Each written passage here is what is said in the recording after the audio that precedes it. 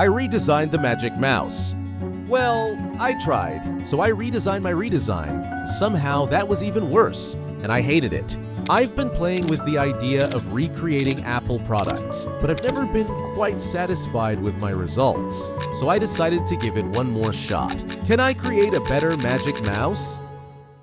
To design like Apple, I made some rules I should follow, starting with make it clean. I was browsing when I came across this image, which looks really good. But Apple would not do this. There's a lot going on, and it's a bit too complicated. It reminds me of something Windows would make. You also need a gimmick. Apple products need to be a notch more iconic than any random mouse you could find online. They need to justify the price with a silhouette. But the most important rule is to give the product one major design flaw. I mean, do something no one else would do. For example, remove the headphone jack from the iPhone. Make the Apple Pencil charge like this. Or make the mouse charge like this. I'll call my first attempt Mark 1. I started with a cube and I subdivided it once, actually twice, to mold it into my mouse. And I created some loops in the shapes to create a sharper figure. I noticed it was a bit flat, so I made it more bulbous. The way I was modeling it looked a little retro, but I think it looked pretty cool. Then, for the base, I extruded the bottom of the mouse and made it aluminum. I made the body of the mouse a glass texture, kind of following Apple's past designs. And I gotta say, I hate what I made. From the side, it looks comfortable to hold.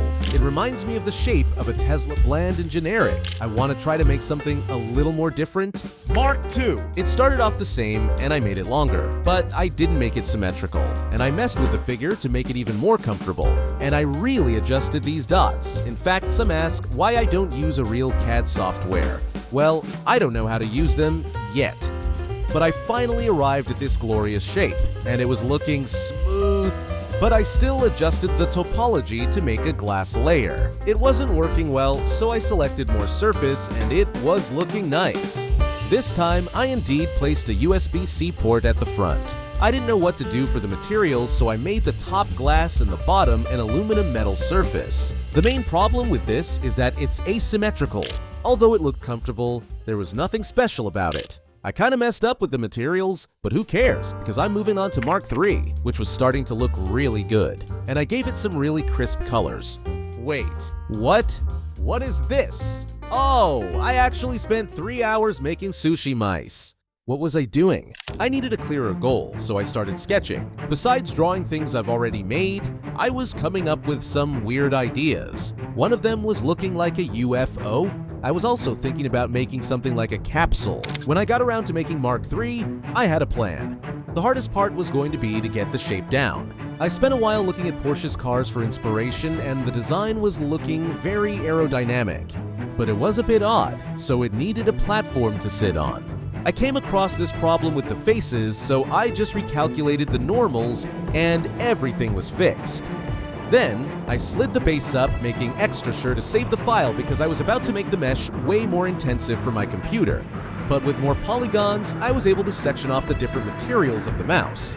I wanted to make it look realistic, so I created the seams you would normally find on products.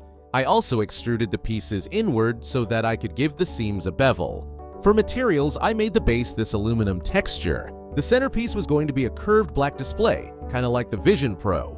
And for the top, I duplicated it so that I could give the glass some depth. For giggles, I made the USB-C port, making sure to put it in the second worst spot, the back. When I finally decided to see the ray tracing, I was starting to get worried because my computer was fuming. Look, you're gonna have to hear me out on this design. I was planning on installing a display, but I didn't know what it should look like. Miraculously, Apple already designed something back in 2016, the Touch Bar. I didn't have a Touch Bar, so I downloaded one, touché. The download was extremely sketchy. I probably signed my life away. But eventually, I got a working Touch Bar. And after I recorded myself using it for a while, I got my mouse ready. The UV editing was worrying me because I needed to map the Touch Bar onto this. So, I dragged my screen recording onto DaVinci and cropped the Touch Bar.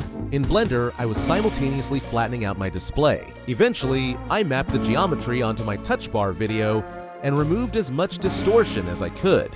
And I was feeling really proud with the result because I didn't think it would work or look good. So to celebrate, I put the Apple logo on the back of the mouse. I managed to make a gimmick. I think I made a flaw. It looks more comfortable, and I think it looks like something Apple would make. There was still one thing I wanted to do: animate some renders.